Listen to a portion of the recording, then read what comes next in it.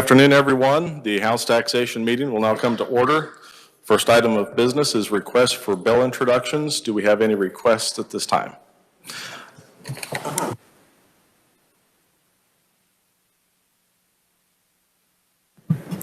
Thank you, Mr. Chair. I'm Alexandra Blasi. I'm the Executive Director of the Kansas State Board of Pharmacy.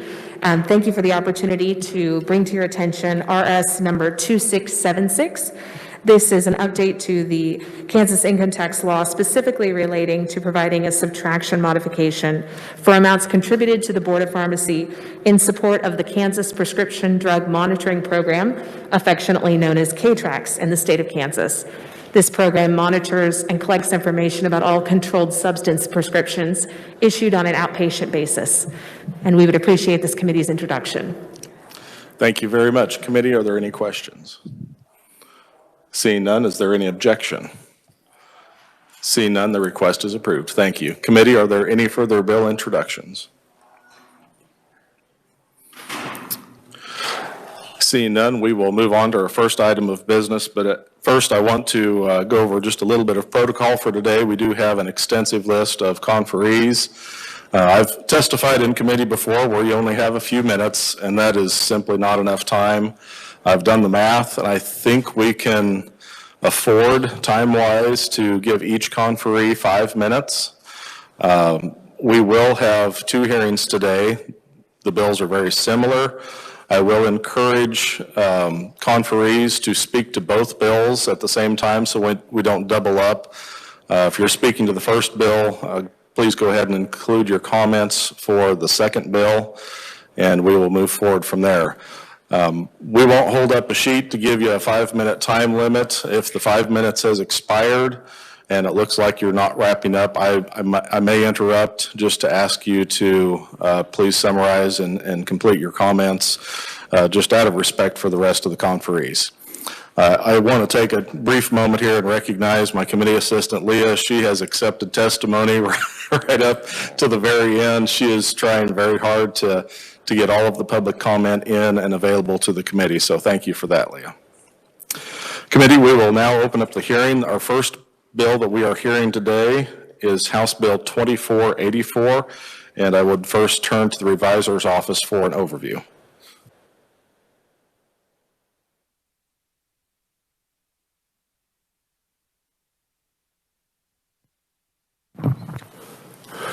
Thank you, Mr. Chairman. House Bill 2484, of course, deals with food sales tax.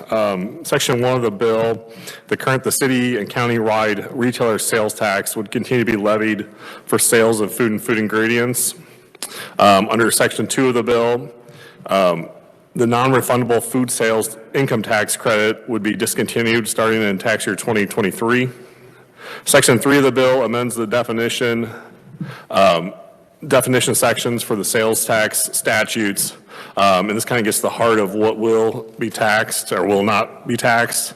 The main item would be amending the definition of food and food ingredients, and these would be the items that would be subject to the 0% rate of sales tax. These would include bottled water, candy, dietary supplements, food sold through vending machines, prepared food, and soft drinks. I will note the prepared food inclusion in here is different from 2487, so that's one of the items to note, having those items, prepared food, be subject to the 0% sales tax rate. Then lastly, sections 4 and 5 of the bill would impose the 0% sales and compensating use tax rates for the sales of food and food ingredients, and these would commence January 1 of 2023. And with that, I'd be happy to stand for any questions. Thank you, Mr. Sievers. Just a point of clarification, this bill, actually I believe both bills, are a 0% rate. And could you explain briefly what the difference between a 0% rate and a exemption are? Sure. Most exemptions that, when people discuss exemptions, it's an exemption across the board. So not only is the state sales tax exempted, but also the local, city, county, any additional sales taxing authority, those get exempted from sales tax. In this case, and in 2047, the corresponding bill, the state rate, the current 6.5% state rate of sales tax is set to 0% for these items. The remaining sales taxes that are imposed, whether it be city, county, any other district, those would continue and specifically are carried on. It's kind of more as a catch-all, but those would carry on because we specifically set the state rate at 0, and allow those other sales taxes to continue. Thank you. Committee, are there any questions?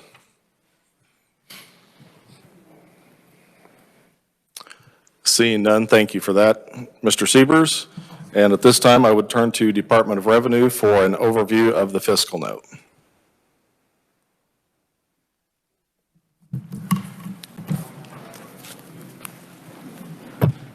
Mr. Chairman and members of the committee, my name is Kathleen Smith, and I'm with the Kansas Department of Revenue.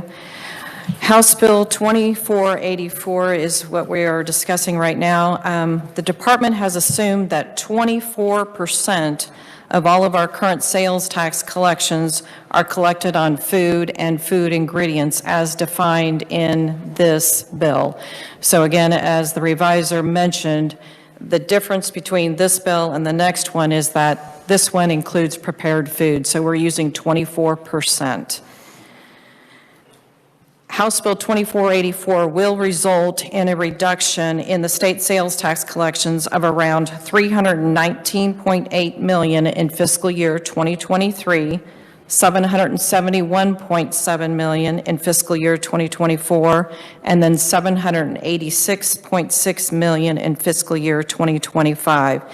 That includes both SGF and the State Highway Fund as well. The fiscal note that you have in front of you does split that out for you. So this would include the repeal of the food sales tax credit as well. So that's around $10.3 million. So those are the totals for House Bill 2484. With that, I would stand for questions. Thank you, Kathleen. Committee, are there any questions for Department of Revenue regarding the fiscal note?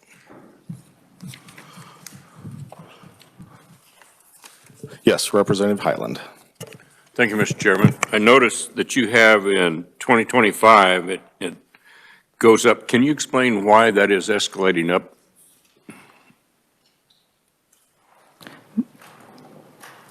The amount?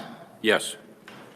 Okay, with each year, it is increasing because of the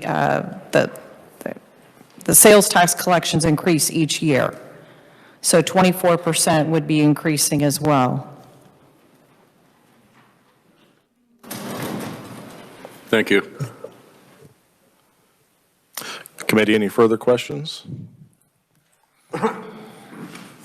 Seeing none, thank you, Kathleen. We will now turn to the proponent testimony for House Bill 2484, and our first conferee is Representative Corbett, representing the 54th District.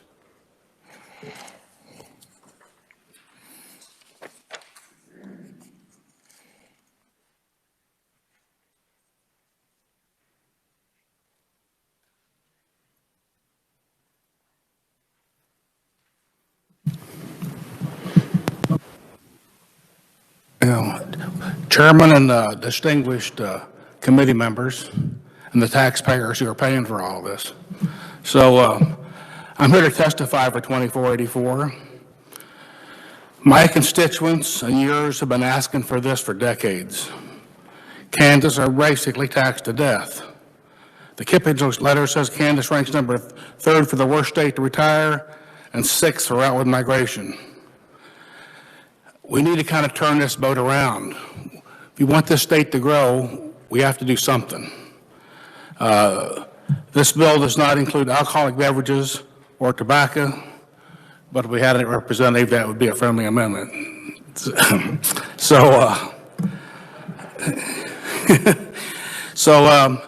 As we're going through this, just think of this, you know, on your border counties, where people would actually say, let's go over to Kansas and buy some groceries, go to the C-store, go to the restaurants, no sales tax.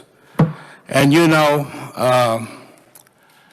if you can find anything, I guess the example would be if you lived in the other 49 states, you're a single person, a family, want to start a small business,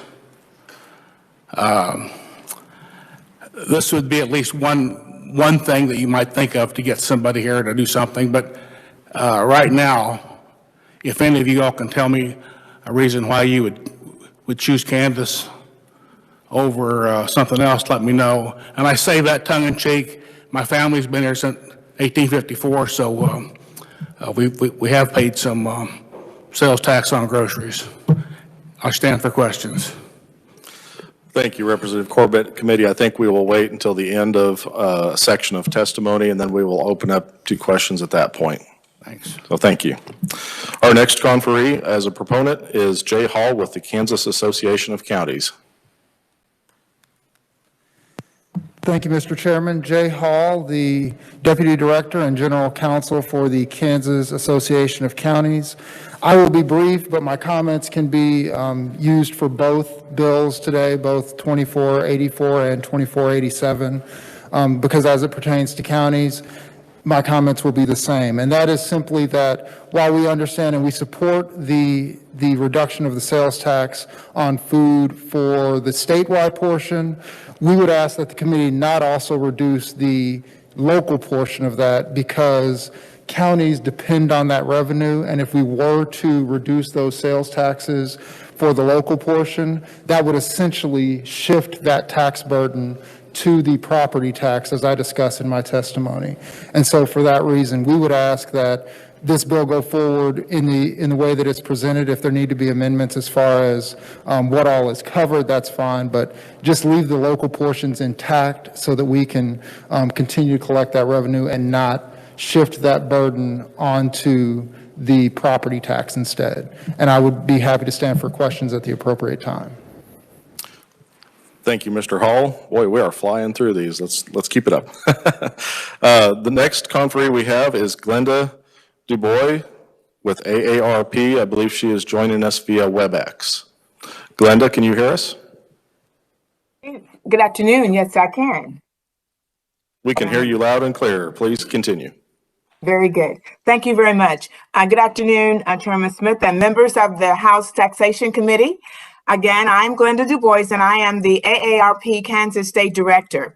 Thank you very much for this opportunity to present our testimony in support of House Bill 2484 and 2487.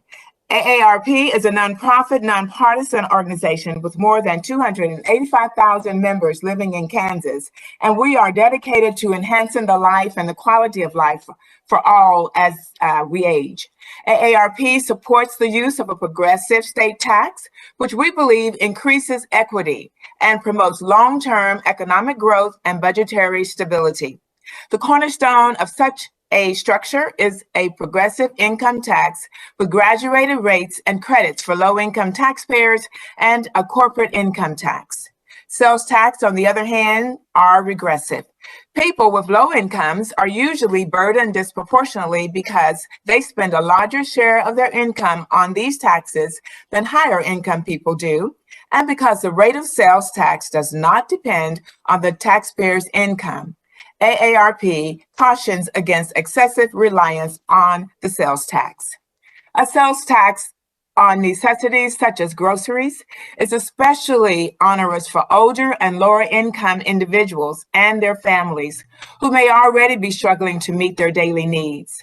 There are 65,000 Kansans 50 years and older who were food insecure in 2020. And our state's existing tax on food likely just exacerbates that insecurity. Moreover, food insecurity is hitting some groups disproportionately. Stark racial and ethnic disparities in food insecurity have long existed among older Americans, and disparities only worsened between 2019 and 2020. Pre-pandemic, older Black Americans faced insecurity at nearly 3 times the rate of their white counterparts. Now that difference is fourfold. Food insecurity also has been edging up among older Hispanics and Asian Americans. A tax on groceries may require older Kansans to choose between the purchase of food for themselves and their families and other vital necessities such as prescription drugs or even heat. Our older Kansans are our volunteers, our caregivers, and our veterans, and their contributions have been and continue to be vital to Kansas. They surely deserve the ability to live with dignity in their retirement years. Eliminating the food tax so that they can access nutritious food without having to sacrifice other essentials will help to alleviate these meaningful goals and to reach them. So for these reasons, AARP Kansas supports HB 2484 and House Bill 2487. We are asking for your careful and thorough consideration and approval regarding the reduction of sales tax on food. Respectfully, Glenda Dubois. Thank you very much. Thank you very much for your testimony, Glenda. Are you available to stay online if there are questions? Yes, I am. Thank you. Our next conferee is Scott Schneider, representing the Kansas Restaurant Hospitality Association. Welcome to committee. Thank you, Mr. Chair and members of the committee. I'm Scott Schneider, representing the Kansas Restaurant and Hospitality Association. I believe this is my 6th year testifying on the food sales tax. So hopefully my position makes sense. We support 2484 for the same reason that we've opposed other food sales tax in the past, and the same reason that we opposed 2487. 2484 treats all food the same, whether you buy it in a grocery store or buy it in a restaurant, and that's at the core our goal that we're trying to achieve. You know, we are fortunate, most of us in Kansas, if we live next to or close to a grocery store, but not everybody does. We're fortunate if we have transportation, but not everybody does. We're fortunate if we have utilities to cook food, but again, not everybody does. The first bill that we're talking about would allow somebody who needs to go get some food for the day or lives 30 miles away from a grocery store like my wife's family does, to have access to food that's not at a higher tax rate. That's why we support the first bill. Is it the perfect solution? I think the fiscal note's going to say it's going to be a challenge, right? But that principle that we're driving for is something that we really want to pursue. I will say the next bill, there's a few unfortunate facts that if I don't bring them up, I'm not sure who's going to, but I think the committee needs to hear. The SNAP benefits, according to federal law, are not taxed. You can't assess it with the sales tax. The Food Security Act of 1985, something that the states pulled that back. So there's a couple economic analyses out there that say the 231,000 Kansans who participate in the SNAP program, if you take them out of the equation, the progressivity that many advocates of reducing the food sales tax are looking for goes away. The benefit actually goes to the wealthier people who buy more food, more expensive food. I've cited a research analysis that would lend itself to a lot more detail in this fact. So as we're pursuing this out of our goodness, I think we ought to understand who it's helping, who it's not, and not put our restaurants at a competitive disadvantage that we feel like we've been at through COVID. I know I testified this last year, that while the grocery stores had packed maskless customers and were repaving their parking lots on Rock Road in Central in Wichita, our restaurants out in the parking lot were closed down. There is a disparity or discrimination that we thought at the moment was reasonable and okay, but now restaurants have lost a third of every business in the state. We've followed a national trend, and that's the number that our national folks tell us. So doing this now, if we were to reduce it and bifurcate it and treat the grocery store better than the restaurant, would continue to put us at a disadvantage. And that's something we'd ask you not to do. With that, I'll wait for any questions if you have any at the time. Thank you. Thank you for your testimony. Our next conferee is John McCormick, CEO of Retail Grocers Association of Kansas and Missouri. Welcome to committee. Thank you, Mr. Chairman. I appreciate it. Thank you, members of the committee. My name is John McCormick, and I live in Kansas.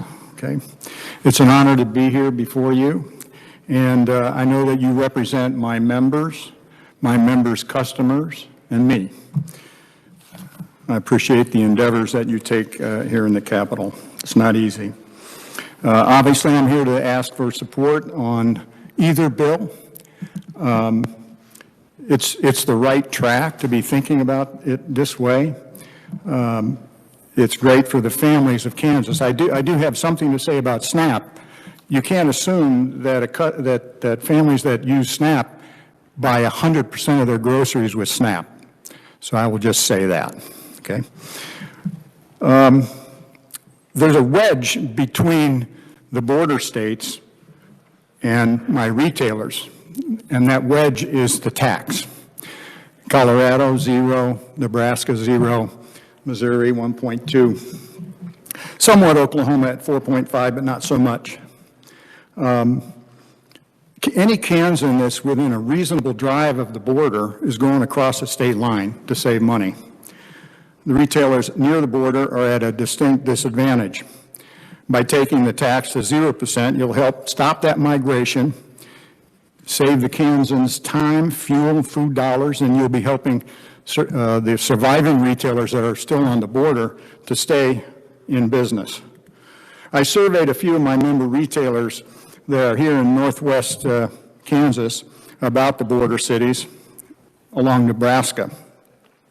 I'm pretty convinced that the sales tax issue has been a contributing factor to driving stores out of business there.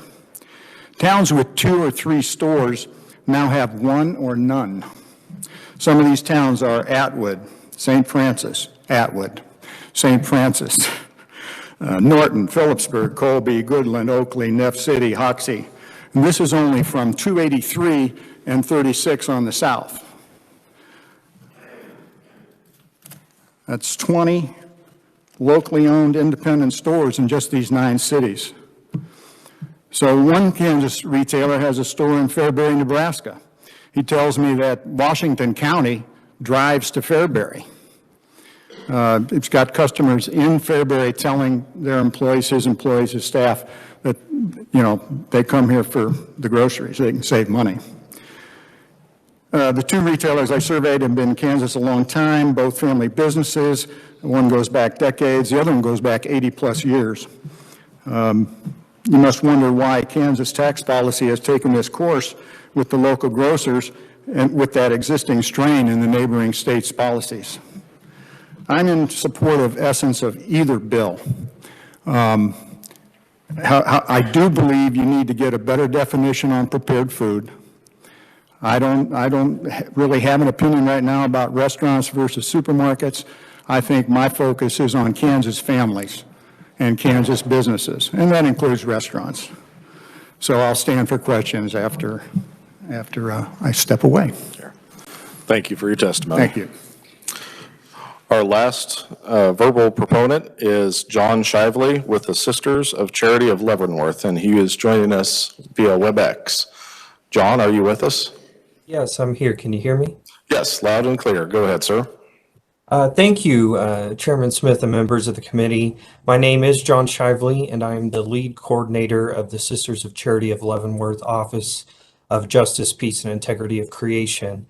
The mission of our office is to advocate for justice and systemic change for marginalized people, with a special focus on people experiencing poverty. Eliminating the state sales tax on food and grocery products would benefit all Kansans, but particularly will alleviate tax burdens for low and middle income individuals and families. And I think just as we think about this, especially given the economic impacts of the last 2 years and the current inflation rate last year of 7%, that this policy really makes sense right now. It hurts low-income persons because by the fact that they have less overall disposable income, they ultimately pay a greater share of their total income as compared to other income brackets. And so they also tend to spend more of their income on food at home versus eating out. So I think that this bill really can get at the heart of that. I do want to clarify that we're testifying in support of either bill. I think they're both really getting at the policy that we think is most important. I would point out that I think 2487's effective date is slightly sooner. So I think, whichever bill comes out of this, that might be something to consider. And we would personally support also including farmers markets as 2487 does, because this helps benefit local producers and could actually increase access to healthier foods for people in low income situations. Lastly, I just want to say that we would encourage the committee as much as possible to pass a straightforward bill that's focused on food and grocery issues, because we know how easy it is for things to get lost. But we think that this issue is quite urgent and important, and if we can keep the resulting bill narrowly focused, that would be great. So thank you for letting me speak today, and we urge your support. Thank you for your testimony, John. Committee, that concludes our proponent testimony. I will draw your attention to multiple written proponents. This time I'd like to open up the floor for questions for any of our proponents. Please identify who you would like to address the question, or if you want to just pose the question, and we'll let the conferees decide. Representative Helgerson.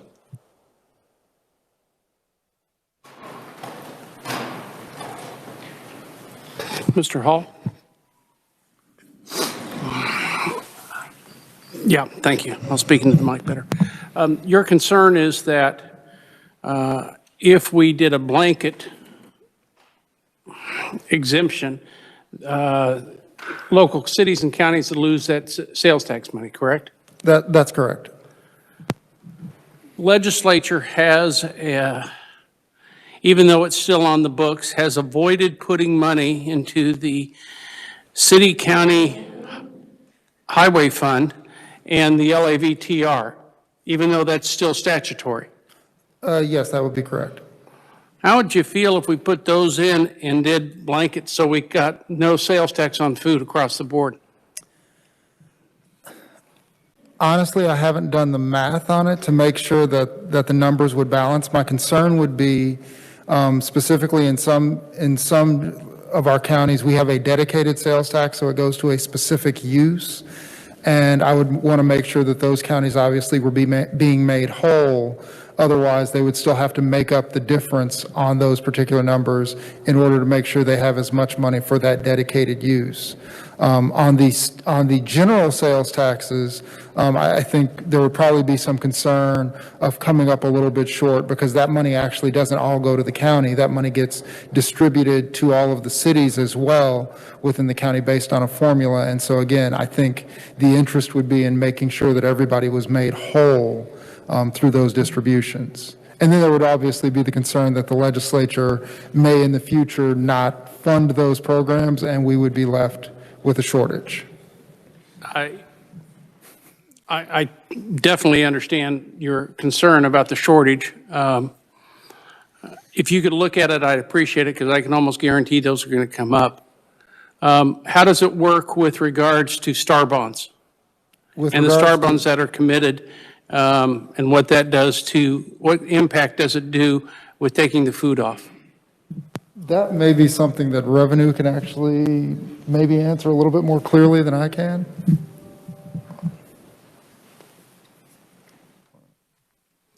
Yes, please.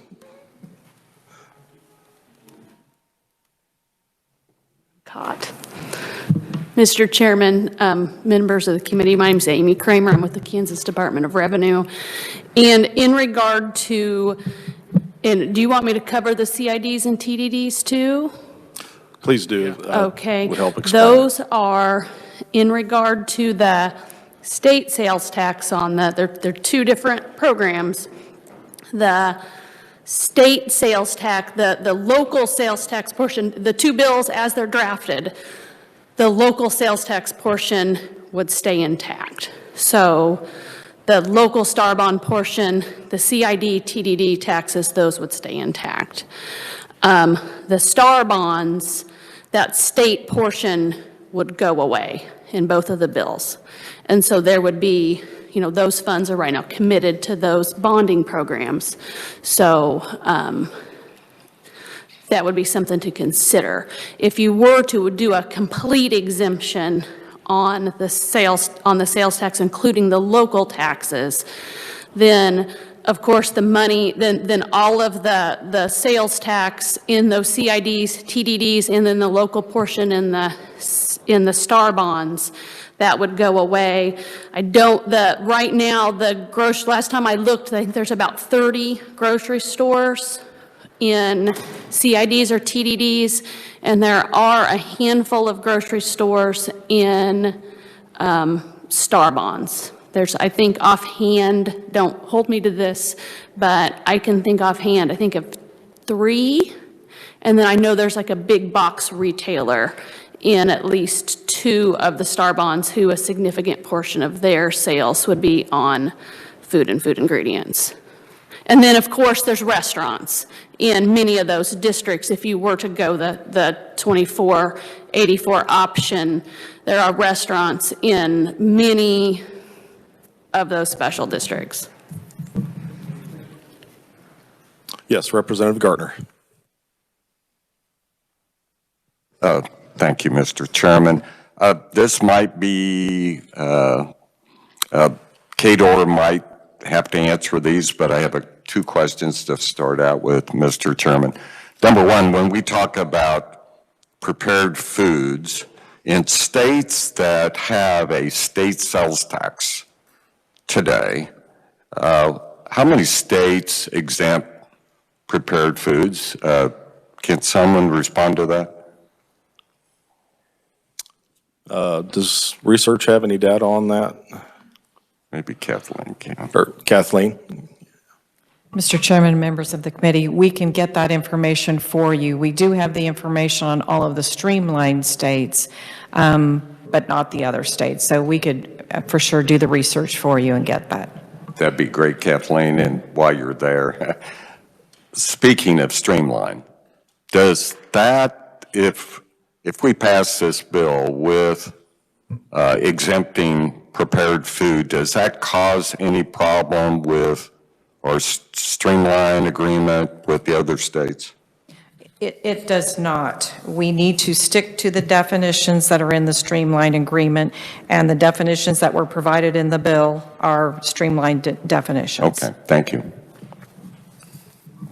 Yes. I'll better go to my list here. Next, we had Representative Highland. Thank you, Mr. Chairman. Going back to Representative Helgerson's question, I think Mr. Schneider, in his preparation, or in his testimony, next to the last paragraph, he reports a $13 million annual transfer from SGF to cover the Star Bond food sales losses. Where did you get that number, sir? I was busy one day reading the governor's budget, and that's out of her Volume 1 budget, that she put a food sales tax transfer into the state general fund. So that's in her budget, but we really don't know how much money that's going to be lost until that research is done. Correct. I assume that, yeah. Thank you. Thank you, Mr. Chairman. Next, I have Representative Kelly. Thank you, Mr. Chairman. I'm not certain who to direct this to, whether it would be revenue or not, but when we talk about the potential elimination of all sales tax and maybe a transfer to it, a lot of cities have special issues come up, whether it's a hospital or whether it's a park or whatever, and they do a sales tax for that for like a 5-year period to pay for that improvement. Would this eliminate that possibility for those counties, cities, whatever, to have a special sales tax imposed for a certain benefit if it's taken off of city, county, and all taxes that are in play? I may turn to the revisor's office for a direct answer there, but they would still have their sales tax on all other goods other than food and grocery. So the revenue seen from that, I would imagine, would just be a reduced revenue. Exactly. I would have to concur unless revenue would have another response is, the pie of possible taxable goods would be decreased. So it wouldn't impact the fact that they could still levy the tax, but just the amount of tax that could be collected would probably decrease.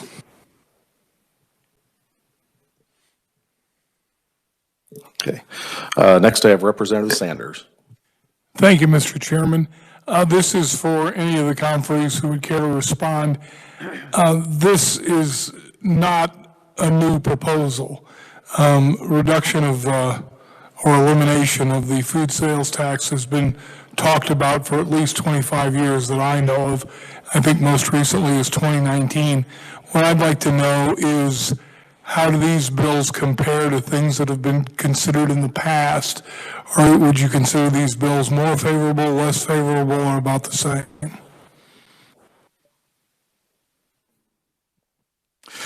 We will open that up to any conferee that would like to jump up. That's a pretty broad question, but certainly welcome anybody to the mic.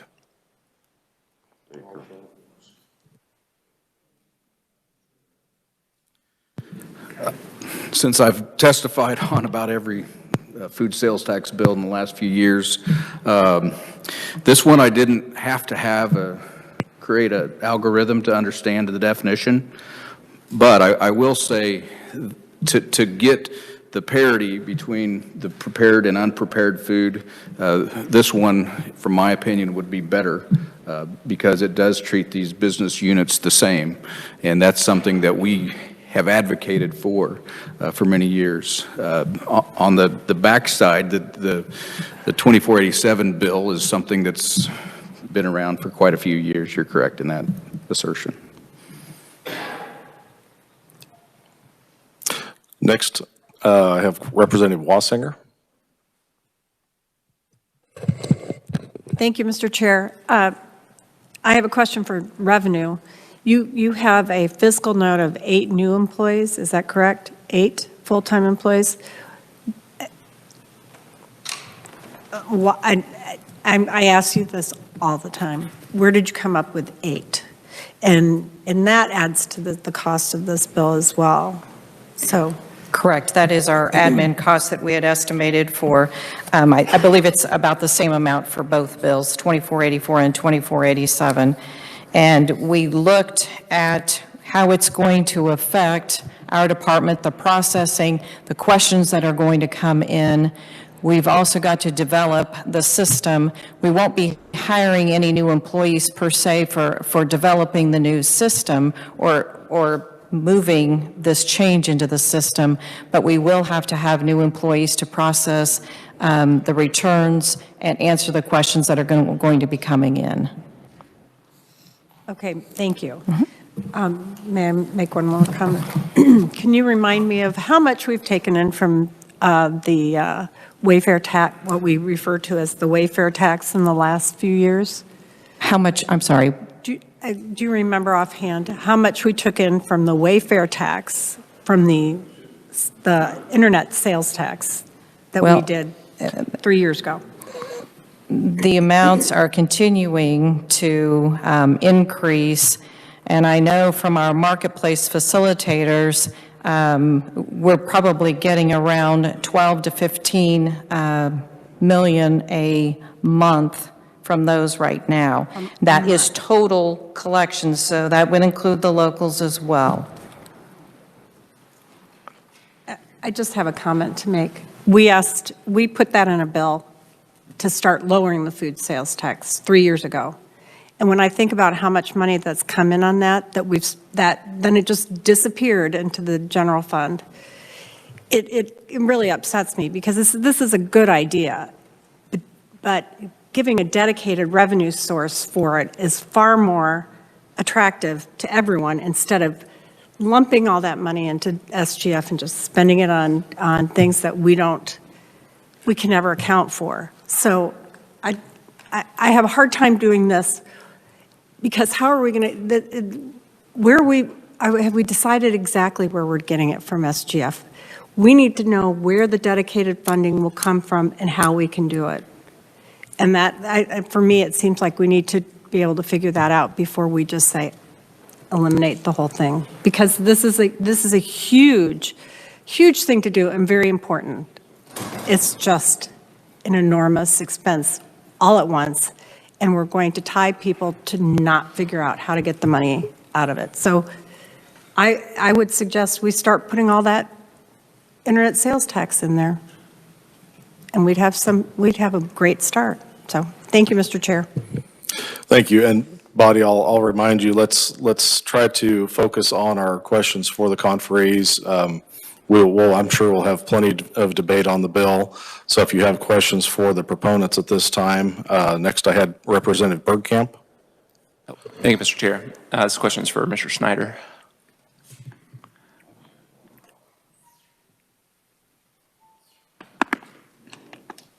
Do you know what the average cost of a restaurant meal is versus average cost of a meal purchased like a grocery store? I do not know what the average cost of a restaurant meal is. That's fine. I think most people assume it's a little bit higher. So I just didn't know if we exempted restaurants as well, if that's going to be disproportionately higher hit to like the budget as well, as opposed to just doing restaurants. Or additionally, maybe if it favors middle, upper income people more than lower income. What do you think it's higher than, I suppose? Say that again.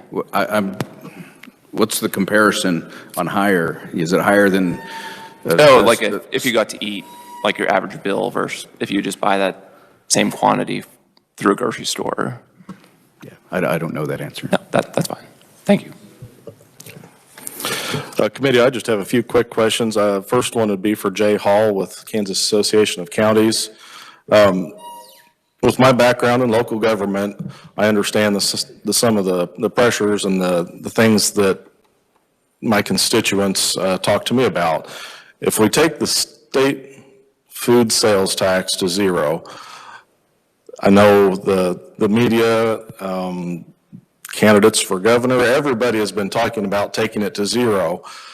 Do you see any extra pressure on local governments when these people are going into the grocery store, they're buying, their groceries for the week or the 2 weeks? If you're out west like me, you make monthly grocery runs and you load everything up.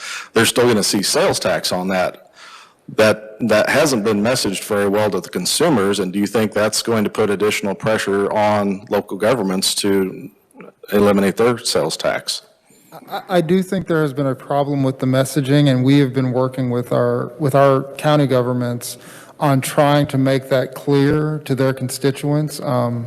As you know, one of the great problems of local government is making sure that the messages that you have to get out to your constituents are clear and that people understand the difference between what's going on at the state level and the difference between what's going on at the local level. So that's certainly something that we're working on at KAC. Thank you. My next question is for Glenda Dubois with Aarp. Is she still online? Yes, I am. Thank you, Glenda. I'm curious, we've heard some estimates that a family of four, this could potentially save around $500. Do you have any estimates for your members on, they're not a family of four, they're in their retirement years. Do you have any estimates on what this potential savings could be for those households? I do not have that data here now, but I can certainly get that for you. Okay, I'd be curious on how it impacts different demographics and our population. Okay, absolutely. Thank you. Representative Baker, and then the last question for Representative Corbett. Oh, yes. Yes, Mr. Chair, we have a question from Representative Alcala on WebEx. Okay, we will go to him after. Representative Baker. My question is for John McCormick.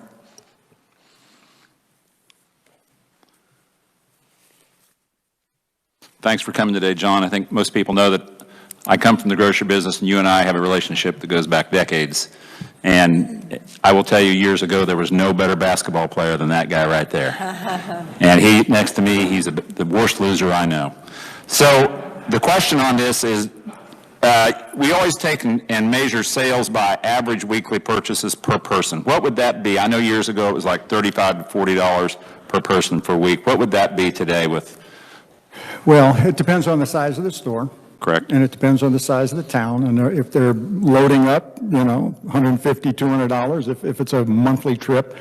But I would say that weekly, it's about $50, right? Okay, and in most of these stores, it's fair to say that sales tax is roughly. And by the way, that was like 6 months ago. I know, you're alleging your own mind. Add 7% to that. Yeah, so the sales tax rate in most of these towns on the border is close to 10%. Is that a fair statement by the time you put all the SIDs and local tax on? I would say that. So that's a 10% tax, or roughly $5 a week per person. So most of these store owners in these border towns, you mentioned the store owner up in northern Kansas, Mike Flourish, and Mike Braxmeyer out in northwest Kansas, and I know the Pat White family down south. Those guys are also probably about as competitive as we are. What's happened, remember those stores you say in northwest Kansas? How many have we lost? Well, I didn't do an exacting survey, but the way Mike explained it, it was about 20 out of 9 cities. So a lot of that is due to the surrounding states. Those towns in the border states have had extreme prosperity. McCook, Nebraska, York, Nebraska. Right, and Fairbury. Superior, Beatrice, the list goes on and on. Then we go over to the Missouri side. They have a disproportionate number of retailers above the border in Nebraska, and the stores are a little larger for some reason. I'm not sure. So and thank you for answering my question. I appreciate that. And I'll just make one comment. But I am a bad loser, and this is one of the reasons I got out of the grocery business, because I couldn't compete when the state government comes in and picks winners and losers with star bonds and things like this. I think we need to look long and hard in the mirror. We've cut the kneecaps off of our independent retailers with these different things. So anyhow, I appreciate John coming today. And can I make one more comment? Sure. You have the microphone. To answer your question about prepared foods, typically it follows along WIC and SNAP, no hot prepared foods in other states. That's a typical zero sales tax presentation for those states. And I do want to say the states that are zero, they did it 10, 15, 25 years ago when there was one wage earner. So prepared food has become a different situation with 2 wage earners. The convenience of prepared foods, you might say it's almost a necessity for many of the families. So it's a little different today as it was 20 years ago when people are putting 0% on sales tax for prepared food. So thank you. Thank you, Mr. Chair. Thank you. Would go to Representative Alcala on WebEx. Thank you, Mr. Chairman. You brought up a good point earlier, and I don't know who to direct this question to, but I too used to serve in local government, and I know if there's not going to be a zero sales tax on groceries, not with municipalities, because in Shawnee County, if they do that, then that burden is going to have to switch over to property tax if they zero out food sales tax. So what could keep them, and I ask this question because I don't know who to direct it to, from continuing to raise their food sales tax, filling in the gaps if this bill passes and we go to zero at the state? Could that be something that put in the state bill, or is that a local control issue? Again, I might turn to the reviser to correct me, but local sales tax issues, they have a certain amount of authority that they can implement without a vote of the public. After they exceed that, they have to go to a vote of the public, and it would be up to the citizens of that voting district, or whether it's a city or a county, to approve that increase in sales tax. I think you're correct, but we can ask for verification. That does sound refreshes my memory. Is that correct? Is that correct? Yes, that's correct. The other kind of caveat would be that locals couldn't independently impose a higher sales tax on just food and food ingredients. It would be on every purchase. So they can't raise, as the state lowers, they can't unilaterally raise on just those items. It would be an across-the-board increase in sales tax for all purchases. Okay, thank you. Thank you. That answered my question. And for our last question, I'd turn to Representative Corbett. Thank you. Thank you, Chairman. Mr. Schneider, I have a question for you.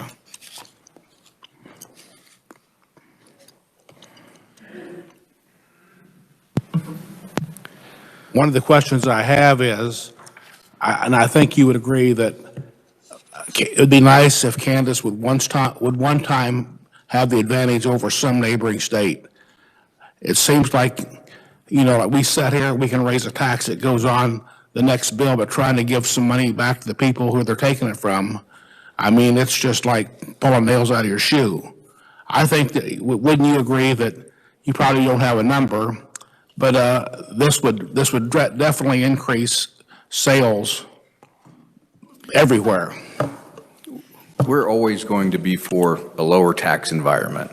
So whether it's this tax, whether it's another business tax, whatever we can do to make some of the smallest businesses in the state more competitive, we're going to be for that, just as out of a matter of principle. Yes, I would agree with that statement. I may have done the math wrong, but you take your 7.86 million divided by the number of people in the state, it's something like $262 per person.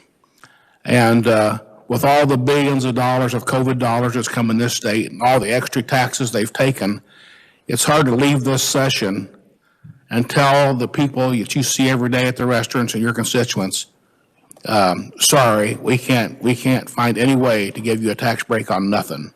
And I applaud you for coming here, and I hope we get a good outcome. But the people do need a break. Thanks. Thank you. Anything I can do to find information, I'm happy to help. Thank you. That concludes our proponent oral testimony. At this time, we will move on to our neutral testimony. And first, appearing over WebEx, we'd like to welcome Dr. Jerry Farley, representing Washburn University. Welcome to committee.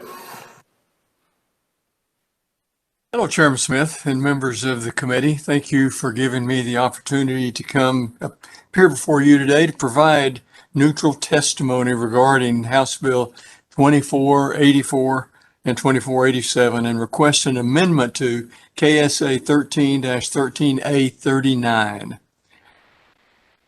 Washburn University is established by constitutional and statutory provisions. The university's Board of Regents is comprised of 9 members appointed by the governor, mayor, county commissioners, and the Kansas Board of Regents. The Washburn Regents are singularly responsible for the operation of the university. As part of the higher education family, the Kansas Board of Regents has a coordination responsibility for our academic programs. Kansas statutes 13-13A 38 and 39, adopted by the legislature in 1999, authorize the Board of Regents of Washburn University to levy a county-wide retailer sales tax not to exceed 0.65% within Shawnee County. In exchange for that sales tax authority, Washburn's ability to levy a property tax as a funding source for all university operations was eliminated. Washburn University receives a smaller percentage of state aid than other higher education institutions. Revenue from sales tax and tuition are vital to our ability to offer academic programs and to balance the budget. Our proposed amendment, which we have submitted with other materials, is identical to the language already in House Bill 2484 on page 1, line 26, and House Bill 2487 on page 1, line 24, which provides cities and counties the ability to tax, quote, all sales of food and food ingredients, quote, by amending KSA 12-189A. Washburn currently has a similar statute. Kansas State 12-19A, we request our statute 1330A 39 be amended to match the same taxing authority in application and exemptions on cities and counties. If our proposed amendment is not adopted, Washburn University will experience an annual sales tax revenue loss in the range of $3 to $4 million a year, and we would have no available mechanism to make up for this reduction other than increased tuition or increased state aid. The attached amendment would allow the university to ensure sales tax revenue is available to support operations alongside tuition, revenue, and state aid. Thank you for the opportunity to join you today. Thank you, Dr. Farley, for your testimony. Are you able to stay on and take questions at the end? I will absolutely do that. Okay, thank you, sir. Next conferee for neutral testimony is Dave Traubert with Kansas Policy Institute.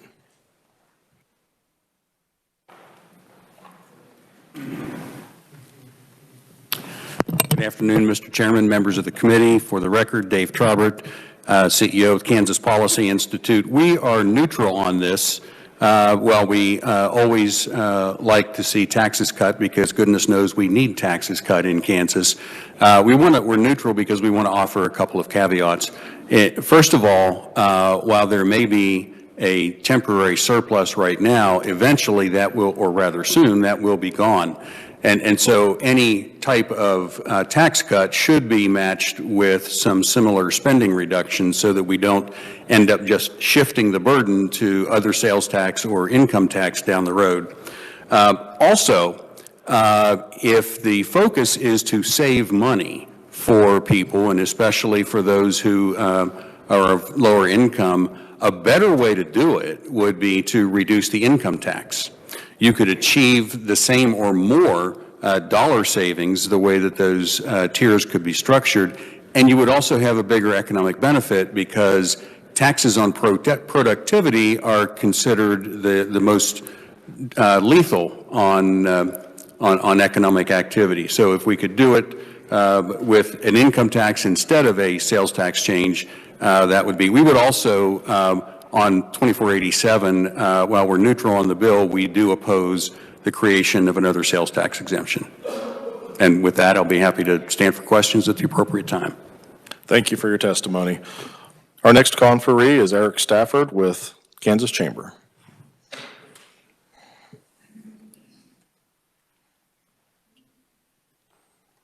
You only get 30 seconds. No, I'm kidding. I'll shoot for 29, Mr. Chairman. Good afternoon, committee members. Eric Stafford, Vice President of Government Affairs with the Kansas Chamber of Commerce. Happy 22. Good to see all of you for the first time this year. So same testimony on 2484 and 2487. We are here neutral today. First concern on behalf of our member Mars that has a facility here in Topeka. I know in food sales tax hearing in the past when we've talked about this, their request is that you don't separate candy from the definition of food. There are states that handle it that way, and the reason is when you break down based off the definition using the term flour or flour-based, you will have an M&M that is taxed and a Twix bar that is not taxed because the Twix bar contains flour and the M&M does not. So they were just seeking consistency there, but onto the full position of food sales tax. Obviously, reducing the tax burden to Kansans is a good thing. We do believe, and we are neutral because our focus has been to broaden the base, lower the rates. If you eliminate a significant portion of the base, you have a hard time lowering the overall rate. And we do have a high sales tax rate in Kansas. When you look at the state and local combined, we have the 8th highest in the nation. To answer Representative Gardner's questions about how many states exempt food sales tax from the base, if you want to download the Tax Foundation's app called Facts and Figures, it used to be a book. Going through that quick glance and counting, there are 33 states that tax food that have a sales tax that exempt it. So there are also states that don't have a sales tax, so it is not in their base because there is no sales tax. But 33 states that have a sales tax fully exempt it. I think it was Illinois going through has a 0.1% sales tax on food, so they do tax it, but it was 0.1%. So overall, yes. Is this tax relief? Yes. Are we going to stand in the way of this proposal if this were to be the only one to go through? No. But in terms of just generating economic growth, what would be better for the state? We believe a reduction in the full sales tax rate versus a targeted approach is better to save on all purchases for Kansans. And then, gosh, where was I going with my last point? Geez. Let me read through my notes here. Oh, one other point. Yes, thank you. Remind myself here. Gosh, that's embarrassing. Is that, again, broadening the base, lowering the rates, just something to consider. If we enter into recessionary periods, inflation's high, we don't know what the focus will be or what the economy will look like going forward. But if you remove this from the base and a recession hits, what do people buy during a recession? It's not cars and televisions. They're buying necessities. So that will create some uncertainty to the state in our sales tax revenue. Again, not saying good, bad, just there will be an impact, something to consider if we're looking to eliminate food sales tax. But again, overall support the concept of lowering the tax burden on Kansans, but feel that the state rate overall reduction would be a better application of and use of state taxpayer resources. So thank you, Mr. Chairman, and just written only on the next one. Don't need to say the same thing twice. So thank you. Thank you. Our next conferee is Carrie Rinker with the Tobacco-Free Kansas, and she is joining us via WebEx. Good afternoon, Chair Smith, committee. I'm here on behalf of the Tobacco-Free Kansas Coalition. My name is Carrie Rinker, and I serve as their policy committee chair. It is a coalition that focuses on tobacco prevention via education and advocacy, so we aren't experts in food sales tax. However, we are comfortable in speaking about tobacco taxes. And I'm here today to share with the committee that if there is a concern about future revenue sources to replace lost SGF due to a food sales tax elimination, we would welcome a discussion about an increase in tobacco taxes. Last year's estimates, determined in consultation with the Kansas Department of Revenue and Campaign for Tobacco-Free Kids, found an increase of $1.50 per pack with a parity increase in other tobacco products would generate $98.5 million in revenue for the state. The last time I looked, it was roughly equivalent to 1.5% of food sales tax revenue and a revenue source with a lot of worthwhile health benefits, such as individual health benefits from people quitting tobacco use, decreased youth initiation of addictive and deadly commercial tobacco products, lowering healthcare costs for businesses, lowering state Medicaid program costs. Prior Kansas Speaks polling found that 66% of Kansans support an increase in tobacco taxes. We are currently in the bottom third of states for this tax, or for CDC spending. No, I'm sorry, I'd like to correct myself. We are currently in the bottom third of states for tobacco tax, and we spend less than 3% of CDC recommended expenditures on prevention. And that's why we also would recommend designated some of the additional funds from an increase in tobacco tax to go towards increased prevention. I'm happy to discuss this further with members at any time. For the purposes of today, I'm here until 5 p.m. Thank you. Thank you. We will try to get to questions quickly if you need to go. Our next conferee is Travis Lowe, representing Economic Lifelines.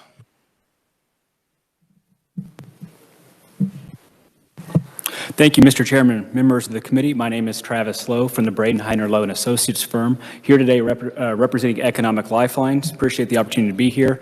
Economic Lifelines is a statewide coalition comprised of transportation and policy supporters. We have over 60 members here in the state that represent, or that are either private businesses, trade associations, local units of government. and local chambers of commerce. And on behalf of Economic Lifelines, we appreciate the opportunity just to provide a few remarks of neutral testimony to House Bill 2484, but quite honestly, it can be applied to the next bill and any other food sales tax legislation that this committee wishes to consider this session. And the purpose of our testimony is to bring information as pertains to a key component of interest to our membership as it relates to the designated percentage of the state sales tax that goes to the state highway fund. And if and when this committee decides to take action on any type of food sales tax legislation, we appreciate y'all's consideration of holding the state highway fund harmless by adjusting the sales tax percentage applicable to whatever product y'all decide to consider. As noted on the bottom, page 14 of House Bill 2484, I think the first bill in the batting order today, has the 16.15% notation for the state sales tax designation to the state highway fund. And we understand that a lot of the conversation that's already happened today, that's going to happen in future meetings, is going to be discussing what's the definition of food, how far is it going to go, what's that destination tax rate going to be. And we're not, Economic Lifelines is not here speaking to that specific question, but as y'all do review proposals, when that scope expands or contracts, we ask that consideration be made for the state highway fund. Economic Lifelines is extremely appreciative of the 2020 legislature's approval of the Ike 10-year comprehensive transportation plan. The Ike plan was passed on the assumption of that sustainable sales tax rate, plus with the combined success of the legislature's gradual suspension of transfers from the state highway fund. We believe the Ike program is in a good position to move forward and complete those projects that it designates across the state for the next 10 years. Economic Lifelines is happy to work with the sponsor of the bill, this committee, revisers, KDOT, the budget office, however we need to arrive at that type of amendment specific to whatever product this committee deems appropriate. And we appreciate y'all's consideration. Thank you, Mr. Lowe. Our next conferee is Michael White, Executive Director of the Kansas Contractors Association.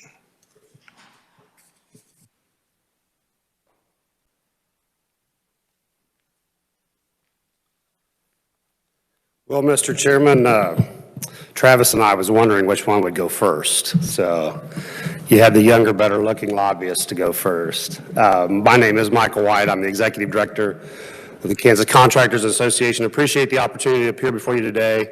We are neutral. I'm really only speaking to the first bill. The second bill actually does take care of the loss to the highway fund with the amendment.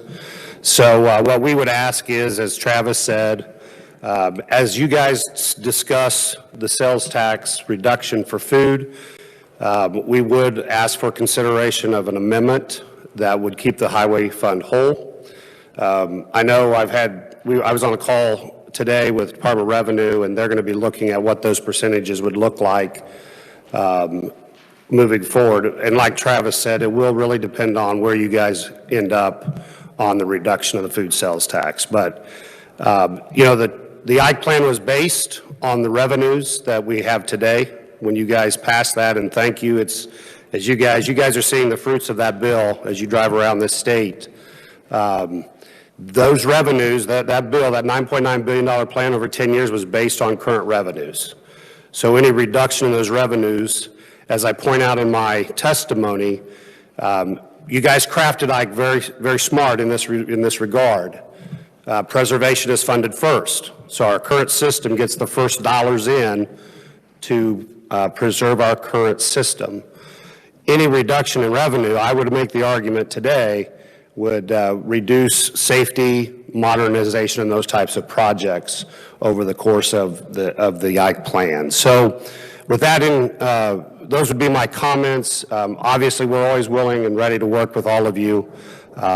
We understand the need to take a really strong look at reducing food sales tax, and we just want to be part of the solution, and we hope that we could get an amendment to keep this state highway fund whole. So with that, Mr. Chairman, I'll stand for questions at the appropriate time. Thank you. I'd like to welcome to committee next Haley Kotler with Kansas Appleseed Center for Law and Justice, and she is joining us online. Hi, Chairman and committee.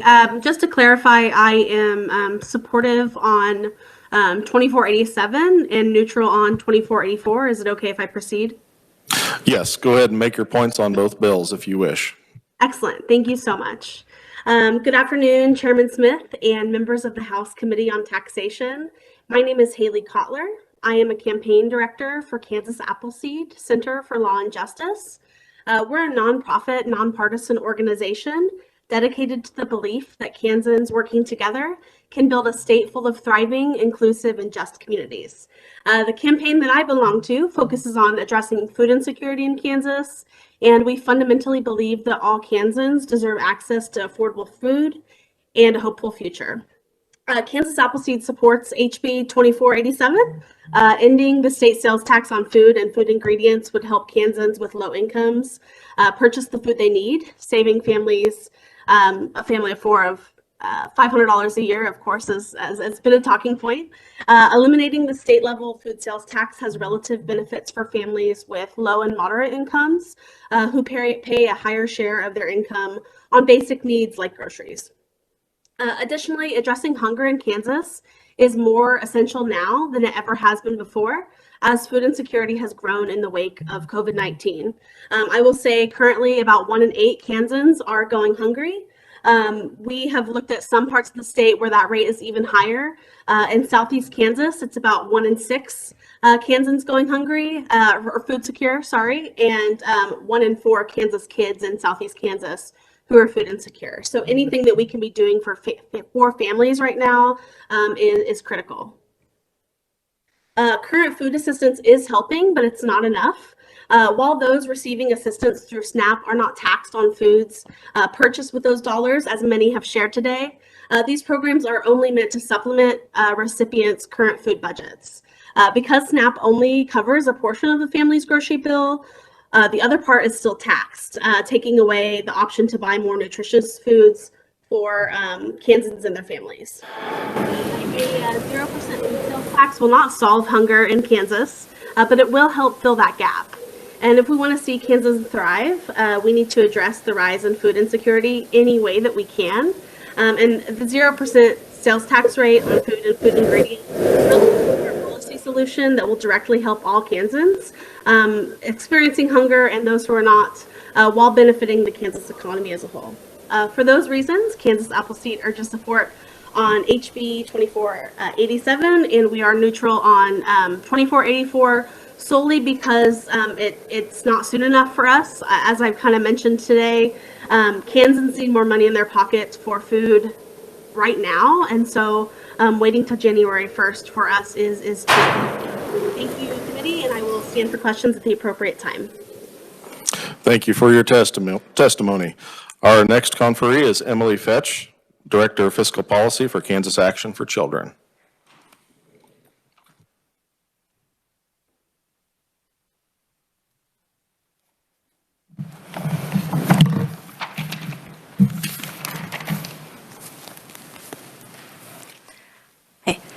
Good afternoon, Chairman Smith and members of the committee. It's nice to be back in front of your committee for the first time in 2022. As Chairman Smith said, I'm Emily Fetch. I'm the Director of Fiscal Policy at Kansas Action for Children, and thank you for the opportunity to testify on these two bills, both of which would eliminate the state-level food sales tax. You have my written testimony on both bills, so I'll try and be brief in my verbal comments, but to start, I just want to emphasize how excited Kansas Action for Children is to be having this discussion. We are thrilled that the state is in the fiscal position to have the opportunity to discuss various proposals to eliminate the state-level sales tax on food. Kansas has the second highest sales tax on food in the United States and is one of only 7 states that fully taxes the sale of groceries, and we know, as another conferee just mentioned, that high food sales tax disproportionately impacts and hurts the budgets of low-income Kansans. So eliminating the state-level sales tax on food is a great way to help Kansas families get food on the table and pay for other basic needs. KAC is in strong support of the concept behind the policy that's outlined in both bills, but we are neutral on House Bill 2484 and in support of House Bill 2487 because of a few differences in the bills. I'll list 3. So first, we prefer the earlier effective date that's outlined in House Bill 2487. And again, this is simply because the sooner it goes into effect, the sooner that Kansas families can benefit from the policy change. Second, we are concerned about House Bill 2484 doesn't address some of the concerns around the state highway fund that have already been mentioned. So we appreciate how House Bill 2487 does make some changes to the state highway fund to try and retain that those revenue levels. And then finally, we are concerned about the additional cost of including restaurants that's outlined in House Bill 2484. It's a huge difference in the fiscal notes between the two bills, and it would also make Kansas an outlier for not including restaurants in the sales tax base. I think that there are, I think 5 states that don't have sales tax that wouldn't do this, but I know that New Hampshire actually has an excise tax where they intentionally do seek to tax the sales of restaurants. Which I think was a question that was asked earlier. So the elimination of the sales tax will be costly. However, Kansas has been experiencing strong revenues for over a year, and we believe that the elimination of the food sales tax on its own doesn't appear to put Kansas in a bad fiscal position in the coming years, but if that elimination of the food sales tax is tainted by the inclusion of other components or coupled with other expensive bills, that the state might again move into a precarious fiscal situation. It's really going to be important to continue to monitor the state's revenue position to ensure that the state can maintain services without this revenue source in both the short and the long term. But overall, I just want to emphasize how excited we are to have the opportunity to work with you all to push this policy forward. Kansas Action for Children has long supported and advocated for fiscally responsible strategies for Kansas families, and in previous legislative sessions, this type of change wasn't something that the state could afford. But with the current revenue projections, the time is right, and we think this is the right change at the right time, and I'm happy to stand for questions at the appropriate time. Thank you. Thank you for your testimony. Next up, we'd like to welcome Catherine Lohead. I may have pronounced that incorrectly. Senior Policy Analyst with the Tax Foundation, joining us via WebEx. Thank you, Mr. Chair. Chairman Smith and members of the committee, I appreciate the opportunity to testify remotely today. My name is Catherine Lohead. I'm a Senior Policy Analyst at the Tax Foundation in Washington, D.C. We're a nonprofit and nonpartisan 501c3 tax policy research organization. So we don't take positions on legislation, but I'd like to share some of our recent research on the issue that's before you today.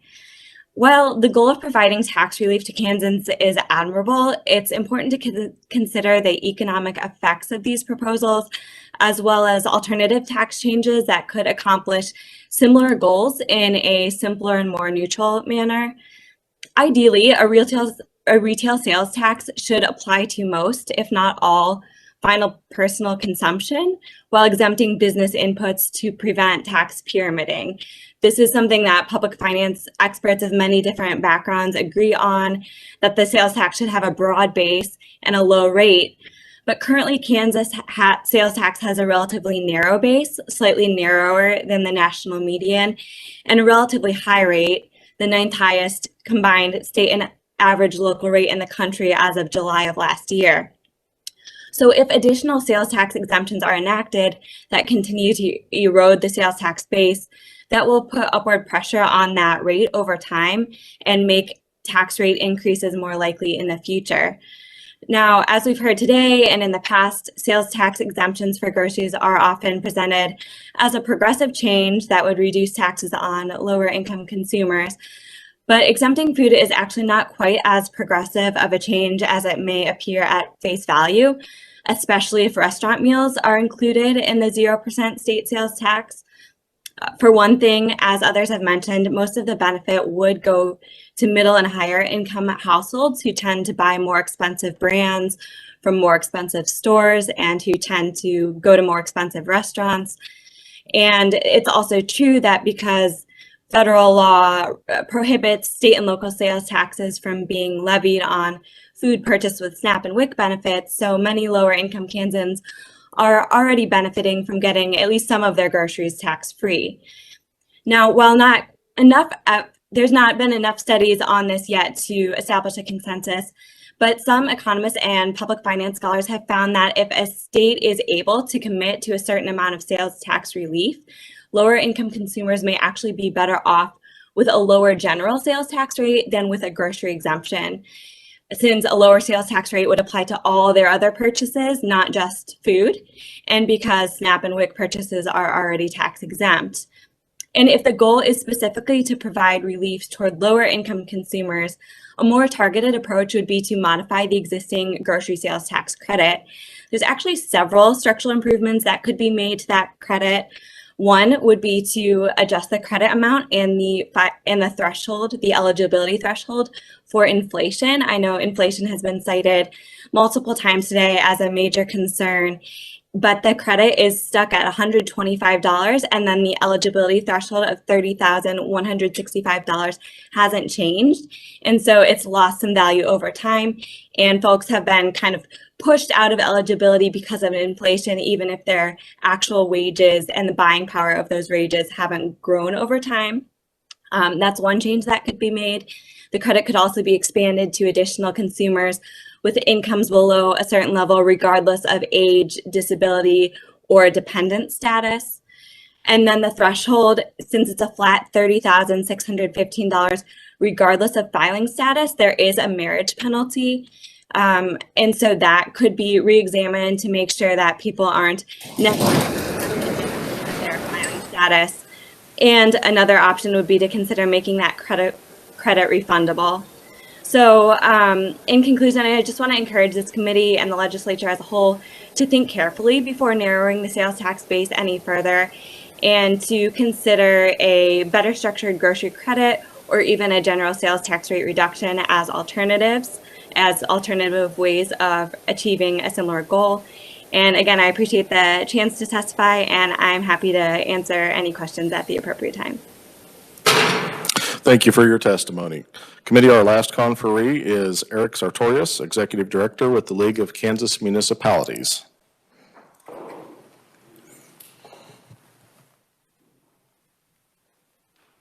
Afternoon, Mr. Chairman, members of the committee. That is by far the longest set of neutral testimony I've ever sat in a committee and listened to, so I'm sorry you get one more. I'm Eric Sartorius, Executive Director of the League of Kansas Municipalities. We are here testifying neutral on both of these bills.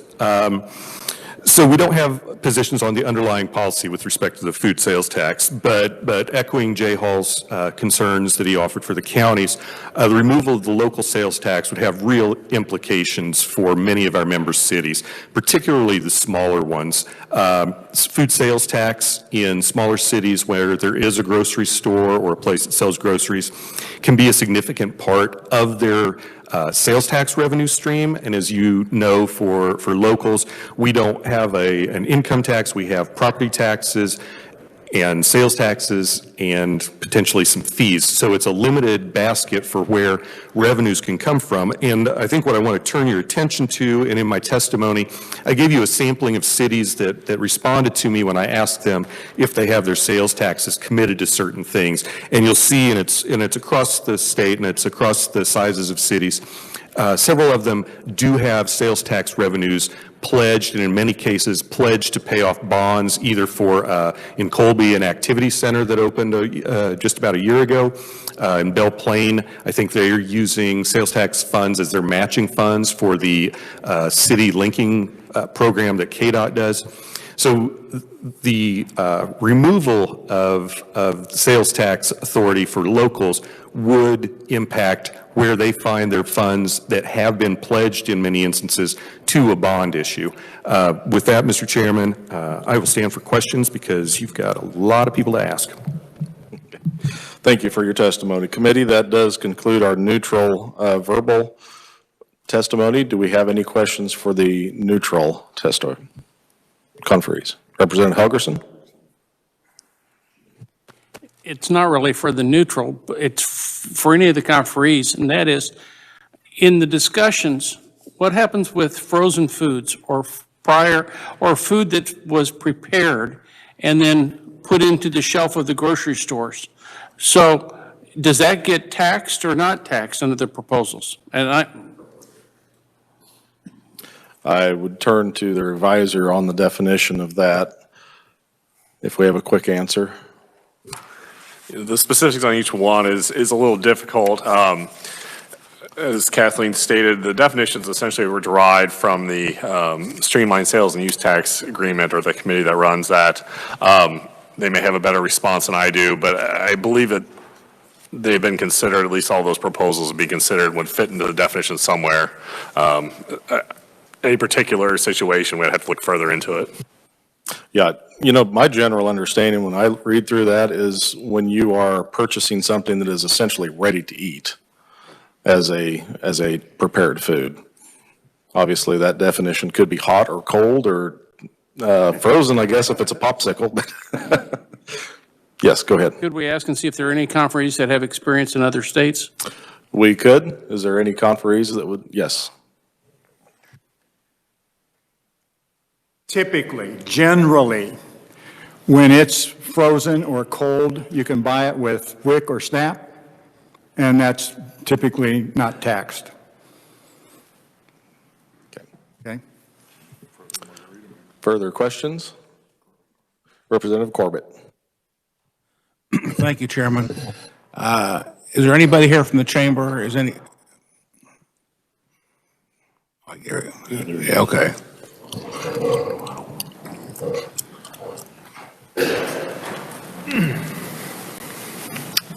This is just, we sit here and we try to keep everything in a silo that somebody gets taxed for this and taxed for that.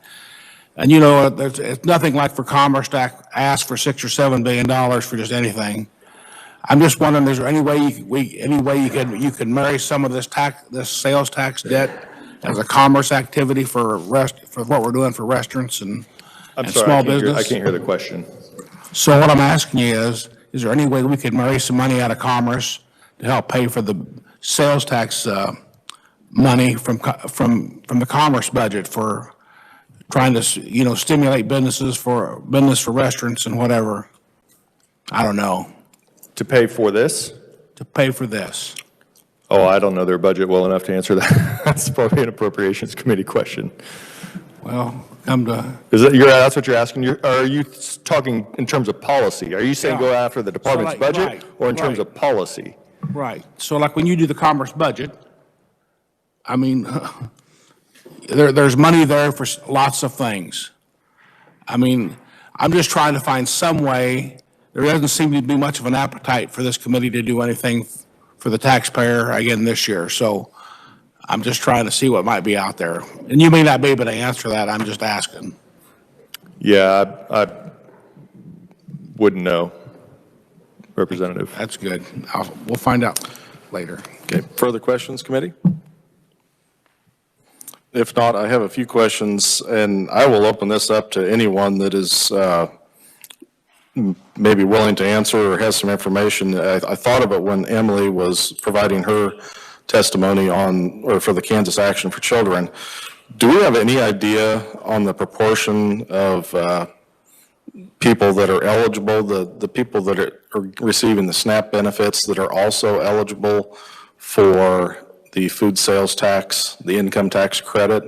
Is there any data? Maybe Department of Revenue would have any information. I'm not sure that's something we could even track, but I would be curious if somebody does have that information.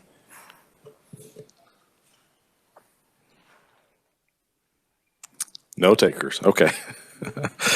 And let's see. Oh, well, Catherine, if you're still online, I did have a question for the Tax Foundation. You mentioned the low, narrow base that Kansas has. In your studies, is that due to, do we have that many more exemptions, or why do we have such a low base in Kansas as compared to other states?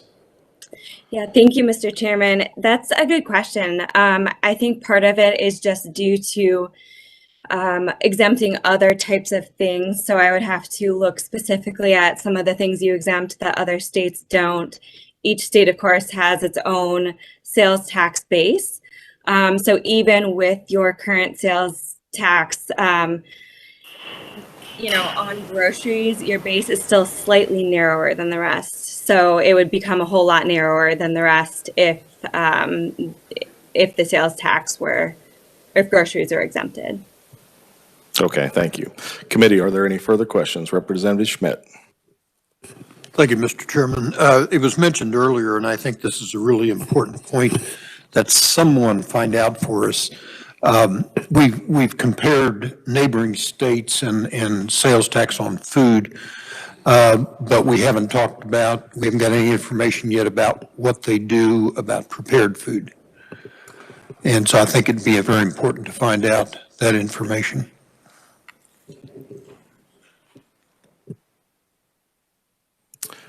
Any further questions?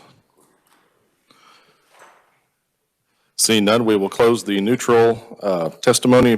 Also bring your attention to the written-only neutral testimony provided also in your packet. Our last section is the opponent testimony, and we will welcome John Donnelly, representing the Kansas Farm Bureau. Thank you, Mr. Chairman and members of the committee. I am John Donnelly. I'm here today on behalf of Kansas Farm Bureau. I actually appreciate the chairman allowing me to take an equal 30 minutes that the proponents and the neutral. Just kidding. I wouldn't be able to dodge arrows that long. So anyways, I actually can keep this fairly brief. The neutral testimony pretty well hit most of the policy points that I was trying to raise. I just have the fortune of having a client in the Kansas Farm Bureau and the members in their infinite wisdom of the policy development process that have actually strengthened their policy in opposition to the reduction of the food sales tax, where I can't come in as a neutral testimony because my position is not nuanced. We oppose the reduction or the elimination of the sales tax on food. Kansas and many other states have a retailer's sales tax. It's called the Kansas Retailer's Sales Tax. It's intended to tax the ultimate retail sale of products. One of the products that come from agriculture is food. And we believe that if you would eliminate the retail sales tax, I will guarantee, I shouldn't guarantee, I would assert that within the next 10 years, we will be in this same committee having a discussion about business-to-business sales tax exemptions, because you will run out of revenue. It will either be spent or it will be reduced through taxation somewhere, and we will be having that discussion, and I will be testifying, unless I'm no longer around, in opposition to removing those exemptions, because we don't believe that we need to go to a value-added tax in the state of Kansas. The Tax Foundation has great policy discussions and papers on this topic. In fact, I have one cited here, and I apologize, I forgot to attach it like I said that I would. That's the problem with giving this testimony too many times over the last 5 years. I simply forgot to make that attachment. So I guess I'm here essentially to echo many of the comments that were made earlier. I understand tax politics, but I also understand tax policy, and while I believe this would be some fairly good tax politics, I don't believe this is good tax policy. So I will stand for questions at the appropriate time. You are our lone conferee as an opponent, so we will open it up for questions. It's not like I was overly aggressive in my testimony. Representative Baker. Wow, a soothsayer. The 10-year forecast there.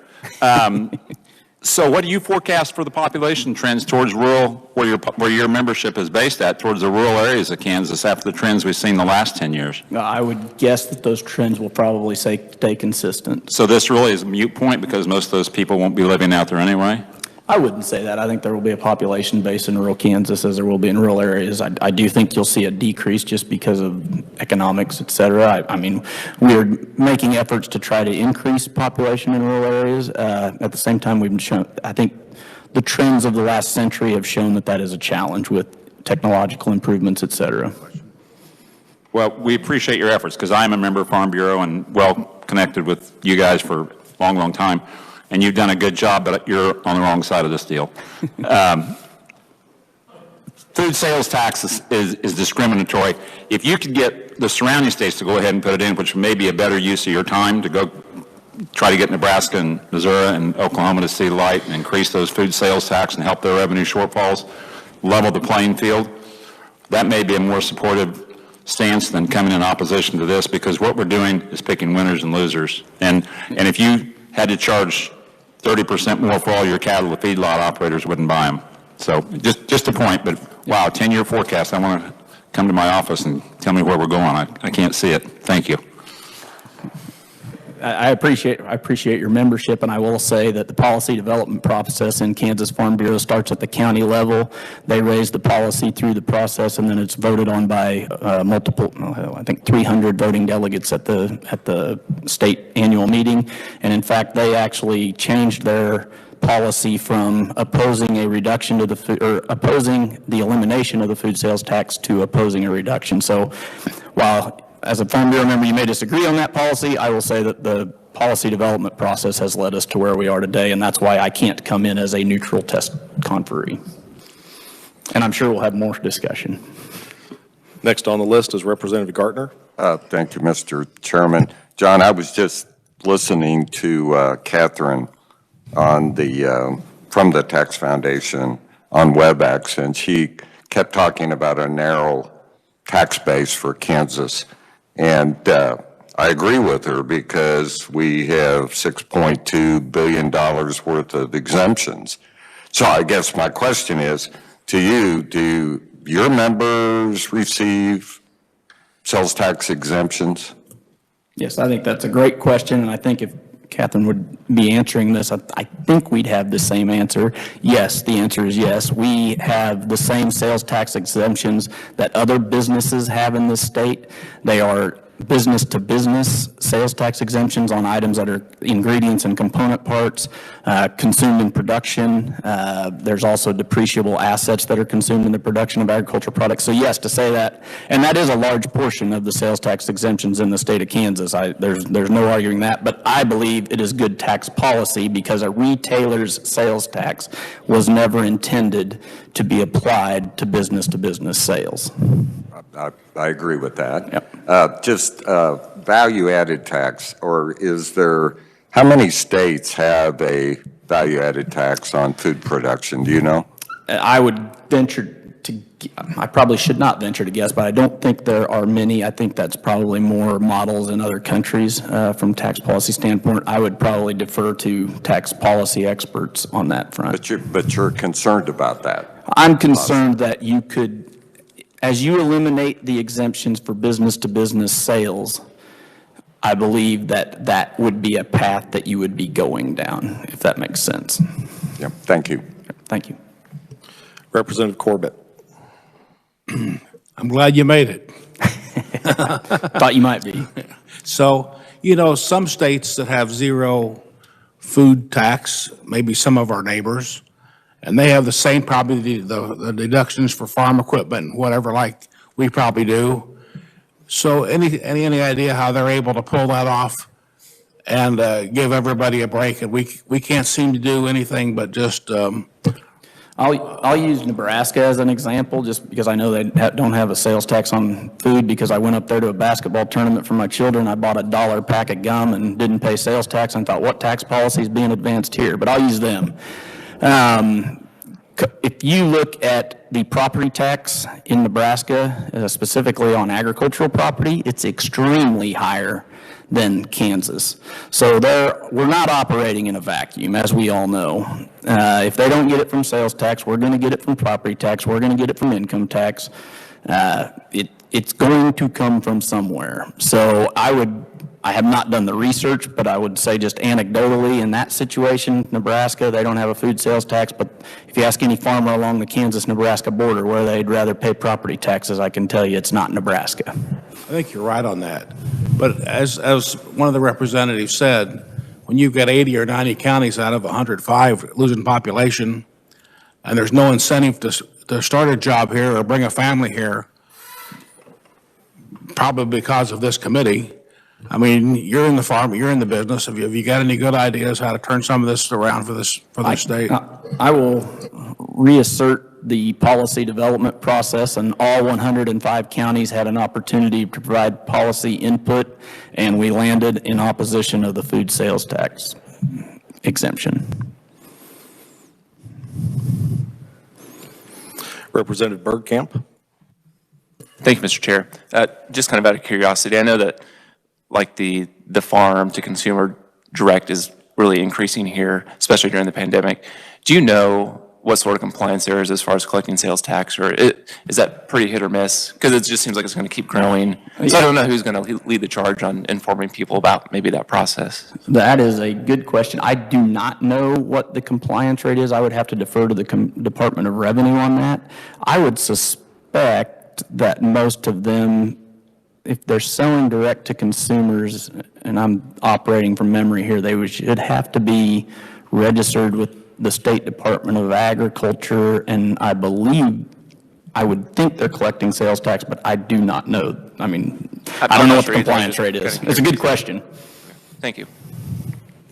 I don't know if I can answer the compliance rate, but I sell meat off of my ranch, and I'm registered with the Department of Agriculture for health and safety inspections, and then I also have a registered with the Department of Revenue to remit sales tax.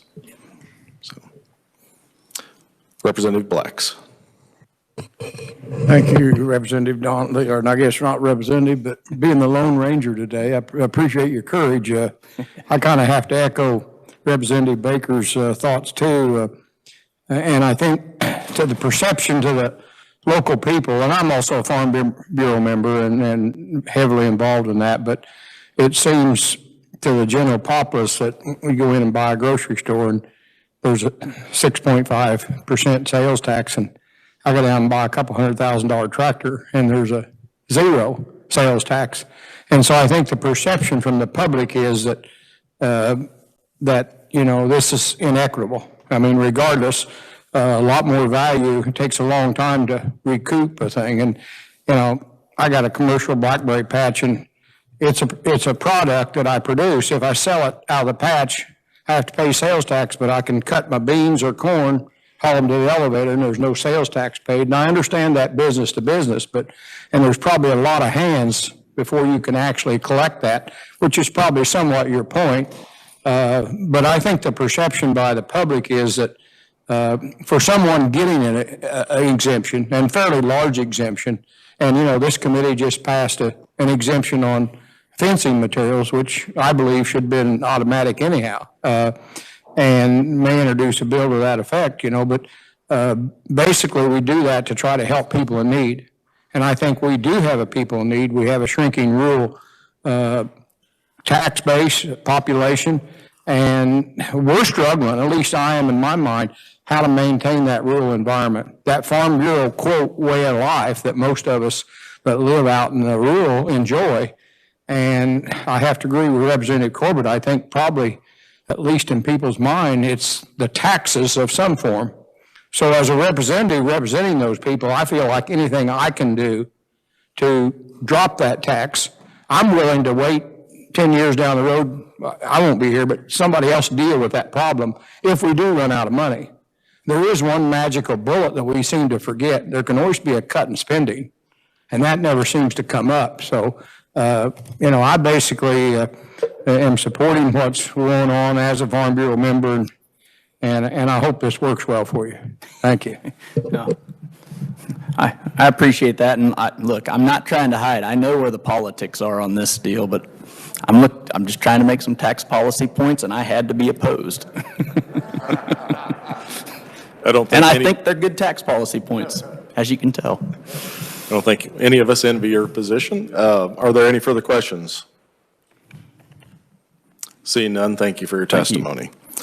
Committee, we do have two bills. I wanted to go ahead and close the hearing on 2484. There are a few differences that we will quickly review. We do have a few live proponents for specifically 2487. We will get to those.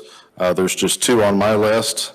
So I would turn to the revisor for just a quick overview on some of the differences between 84 and 87. Thank you, Mr. Chairman. As you stated, the bills have some fairly similar provisions, but there are a few that are different. I'm now speaking on 2487. Again, the city and the county-wide retailer sales tax would continue. The non-refundable income tax credit would also discontinue starting in 2023. The definition section for 2487 would be different, where it would not include prepared food, So prepared food would be excluded from the lower sales tax rate. The 0% sales tax for food and food ingredients would be the same. However, I wrote it wrong in my summary, but the tax would go into effect on July 1 of 2022. So there's that kind of the 6-month speed up period for this bill versus January 1 of the other bill. And again, prepared food is excluded from the lower rate of taxation. Additionally, 2487 has a sales tax exemption for sales of farm products sold at farmers markets. Again, this is an exemption, so all sales of those items would be non-taxed. There would not be any local city sales tax. It would be a complete exemption of sales tax. And then lastly, I know there was reference, 2487 has the adjustments for the percentages that are going into the state highway fund. The current rates are adjusted to reflect kind of the lowering of the sales tax to hold the state highway fund harmless for the projected distribution amounts from sales and compensating use taxes. And with that, I'd be happy to stand for any questions. Thank you, Mr. Siebers. Committee, any questions for the reviser? See none. Thank you, Mr. Siebers. And we will turn to Department of Revenue for an overview on the fiscal note.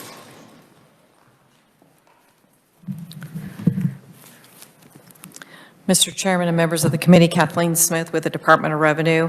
House Bill 2487, as the reviser has already spoken, does not include prepared food in the definition of food and food ingredients.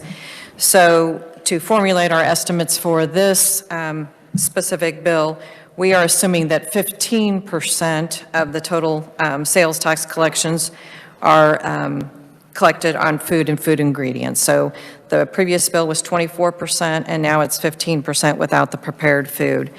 So our estimate for 2487, we would reduce state revenues in fiscal year 23 by $442.9 million, $481.9 million in fiscal year 24, and $491.3 million in fiscal year 25. Okay, committee, any questions? Representative Corbett? Adam, would candy be included in both bills for the exemptions? Yes, I would. Thanks. Kathleen, I do have a question. It has to do with the implementation date, and I'm not sure if Department of Revenue could really answer this. It's basically on the retailers and their point of sale systems. How long do they need? You know, obviously, the quicker we can pass this, the more time they have to prepare and get their systems programmed for this different rate. Do we have any idea on what the lag time is? If we pass this theoretically before the end of the month, not probably possible, but as opposed to what happens if we get stuck here and it's middle of March? Does that cause a problem for the retailers? I think we need to give them at least 60 to 90 days to prepare for this. Okay, thank you. Committee, any further questions? Seeing none, thank you, Kathleen. We will turn to our conferees on this bill. We have two proponents appearing. First, we would like to welcome to committee Mallory Lutz with Little Government Relations. Thank you, Mr. Chairman. I'm glad there's somebody behind me so that I'm not officially the person standing between you all and dinner. So I am Mallory Lutz with Little Government Relations. I'm here today on behalf of the Kansas Food and Farm Coalition. This is a new coalition of 4 organizations, though, that are longstanding and very familiar to you all. They include KC Healthy Kids, the Kansas Food Action Network, the Kansas Rural Center, and Harvesters. There's a one-pager in my testimony that you can learn a little bit more about us. But just very briefly, House Bill 2487 is a good step in working toward the goals of the coalition, and these basically are supporting small and mid-sized farms, increasing production and sales of locally grown food, increasing access to healthy food for all, and increasing food security in our communities. We specifically are testifying on 2487 because of the farmers market piece in here. Lastly, it would help reduce the challenges of food insecurity and provide a modest level of relief to our families, and while also helping our rural grocers and farmers who sell products direct to consumer at our farmers markets. So with that, I will stand for any questions at the appropriate time. Thank you. Thank you. Our next conferee is Lindsey Ford with the Kansas Coalition Against Sexual and Domestic Violence. Hi, thank you so much. I'm sorry to be the last person. I am Lindsey Ford. I'm the public policy attorney for the Kansas Coalition Against Sexual and Domestic Violence. We did also submit written testimony. It was neutral for the first bill, but we are supporting this one because of the earlier effective date. ks.gov is a statewide coalition with 25 member programs. Our agencies provide support for sexual assault and domestic violence victims across the state. And we are supporting this bill because economic hardships can be one of the biggest burdens and barriers to survivors attempting to leave abusive situations, or one of the biggest contributors to survivors who have left being forced to go back to those situations. And any relief that can be offered to them is going to be potentially life-saving, and we would strongly support it. One of the things that is most consistent about domestic violence is the power and control dynamics that are exerted by abusers.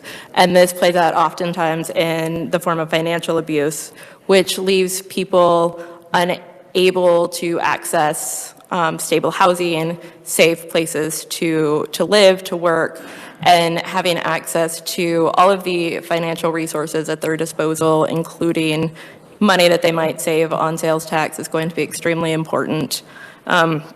One of the points that I do want to make very briefly is I think we heard earlier that this comes out to about $5 per person and per week, which does not sound like a whole lot. But when you have survivors who are regularly relying on hygiene closets or donations from community members to provide them with things like soap and shampoo because they can't afford to buy groceries like bread and fresh vegetables and still have money left over for soap, that $5 can be, again, life-changing.